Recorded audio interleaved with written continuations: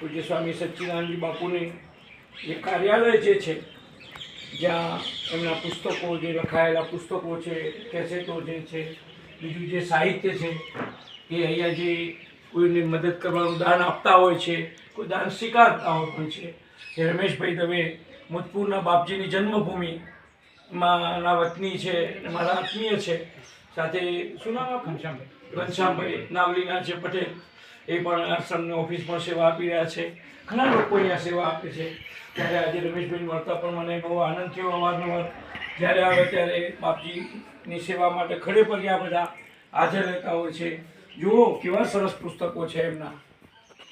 અહીં બાપજીની પૂરું બહુ શરૂઆતની જે સાધુતા હતી ને એ વખતનો આ ફોટો છે. જુઓ કાળી દાઢી છે એમની, અને એ રીતે જીવનના ઘડિયાળની સાથે ચાલી રહેલા બાપુ.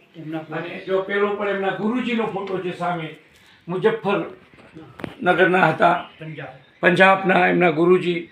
આજે એમના ગુરુજીના જીવનમાંથી પણ એમણે બાપજી ખૂબ ઘણું શીખ્યા છે. સામે પણ બાપજીના ફોટા છે, અહીં છે. અને અહીં સારી માનવતાની પ્રવૃત્તિ થાય. સચ્ચિદાનંદજી બાપુની ઓફિસ ગણો કે આશ્રમ ગણો કે એમની બેઠકો, બસ માનવતા સિવાય બીજી કોઈ પ્રવૃત્તિ ન હોય એવી પ્રવૃત્તિ થતી હોય છે.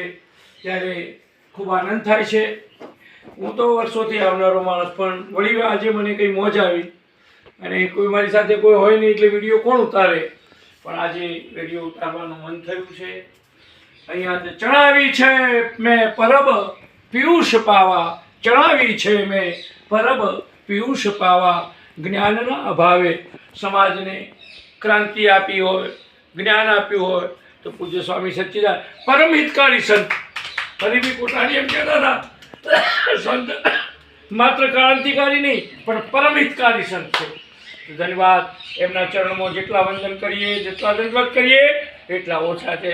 મને તો મને ઘણો માફ કર્યો છે. મારું તોફાની મિજાજ, મારો અલગ મિજાજ, પણ એમને માફ કર્યો છે. પિતા જેવો પ્રેમ આપ્યો છે. ફરી ફરીને એમના ચરણોમાં, એમની સંસ્થાને વંદન, એમની કૃતિઓને વંદન.